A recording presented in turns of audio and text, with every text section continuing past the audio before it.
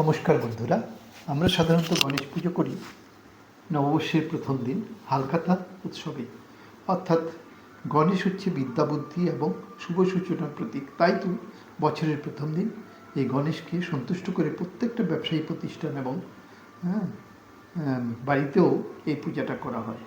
আর এখন যে পূজাটা হচ্ছে সেটা হচ্ছে গণেশ চতুর্থী, ভাদ্র মাসের শুক্লা চতুর্থীতে এই পূজাটা করা হয় এবং সেটা শুরু হয়েছিল সম্ভবত 1893 খ্রিস্টাব্দে বালগঙ্গাধর তিলকের হাত ধরে। স্বাধীনতা সংগ্রামী ছিলেন উনি এবং ব্রিটিশের হাত থেকে ভারতবর্ষকে রক্ষা করার উদ্দেশ্যে, হিন্দু ঐক্য তৈরি করার উদ্দেশ্যে এই পূজাটা শুরু হয়েছিল। তখন থেকে বিশেষ করে হিন্দি বলে এই পূজাটা বেশি কেন্দ্রীভূত। তাছাড়া এখন আস্তে আস্তে আস্তে আস্তে আমাদের হিন্দু বাঙালি অধ্যুষিত এলাকায়, পশ্চিমবঙ্গ এবং ত্রিপুরা এবং আসামেও এটা প্রচলিত হচ্ছে এবং বিদেশ পর্যন্ত এই পূজাটা এখন করা হয়।